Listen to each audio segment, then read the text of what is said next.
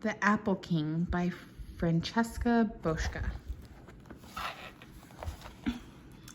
In a very old castle surrounded by walls lived a rich and powerful king. In the king's garden grew a magnificent apple tree that bore the sweetest and most beautiful apples. The king was very proud of his apple tree. Every day throughout the summer, the king went into the garden to watch the apples as they grew. In the autumn, the king himself climbed up a ladder to pick his apples. He washed them and polished them until they gleamed like jewels. Then he displayed them in the castle as if they were priceless ornaments. No one but the king himself was permitted to touch the apples, and of course, no one but the king was allowed to eat them. There they are on their shelves. The king's head gardener was assigned to do nothing else but care for the royal apple tree. He watered it, he loosened the earth around the roots, and even dusted the bark clean with a little brush. But his most important job was to guard the tree and make certain that nobody came near it. Despite all of this, one morning the head gardener made a horrifying discovery. One of the apples had a deep and ugly hole.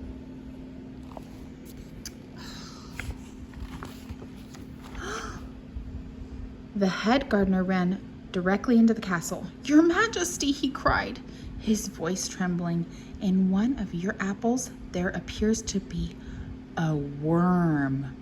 "What?" the king roared, so loudly that he could be heard throughout the entire castle. The poor head gardener was immediately demoted to the lowest weeder in the royal vegetable garden. Oh, he's so sad. The king ran outside to observe the damage. It was terrible. There wasn't just one single worm. There were worms in every apple on the tree. "My poor apples," whimpered the king. Then, remembering what works so often in times of conflict, he flattered them and offered a bribe. "Venerable worms, if you would be so kind as to depart from my apples, I will give you a sack of gold." There he is, offering them gold. "Pish posh," scoffed the worms. "We can't eat gold." And they stayed where they were. When the king saw that he couldn't solve the problem that way, he summoned the greatest and most powerful magicians in the kingdom. They scrutinized the apple tree from its roots to its crown, sprinkled it with magic potions, and murmured mysterious spells. The worms disappeared, but by the next night, they were back, hungrier than ever. Oh, those worms don't look like they're leaving. The king was furious. "Enough," he roared. "I will show these fiends who is in charge here." He marched the entire royal army up to the tree, and within minutes they had the worms surrounded. Kill them all," commanded the king. "But woe on you if you injure a single apple or harm my precious tree." Now this was quite impossible. Every worm was in an apple, and every apple was on the tree. The royal army was forced to make a humiliating retreat. The worms laughed and kept munching away on the sweet apples.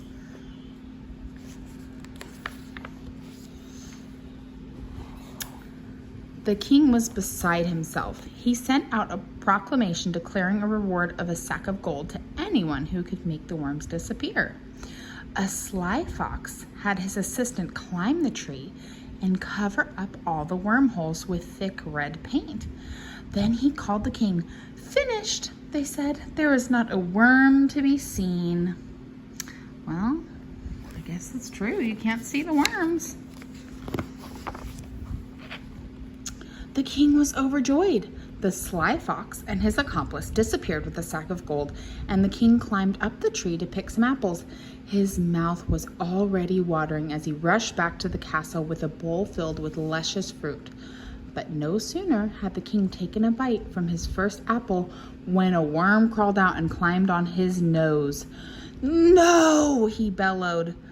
"What right do you wretched worms have to invade my apples?" But But we were invited, said one of the apple worms. Invited? Who could have invited you? Shrieked the king. Well, there's a little worm talking to him. Why, the royal apple tree invited us, explained the worm. You see, year after year, she bears beautiful apples for nobody but you. No butterfly and no bird may visit her. No child may climb in her branches and take a sweet apple.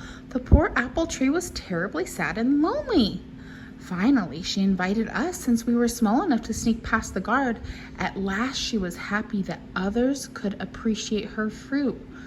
What about me? The king asked angrily. I love my precious apple tree and I adore my royal apples. Do you think so? Asked the worm. Are you sure you really care about what's best for the royal apple tree? Care about what's best for the royal apple tree? The king was hurt. How dare a worm speak to him this way? The entire royal household was staring at the worm in stunned surprise. But what came next shocked them all. The king laughed. She is a remarkable tree, he declared, and I will show her how much we all appreciate her. Everyone here will go out now and pick her beautiful apples, and this evening we will hold a royal apple festival with apple cider and royal apple cake for all. Hearing this, the worms gladly abandoned the apples and crept off to get ready for the festival. Oh, that's a lot of worms. It was the most splendid apple festival. The king had never felt more proud when everyone praised the wonderful taste of his apples, and the people were proud of the king, whose generosity was as sweet as his apples. Look at those apple cakes. From that day forward, each year at harvest time, the Royal Apple Festival was celebrated at the castle. The rich and powerful king had discovered that the royal apples tasted even more delicious when shared with cheerful company.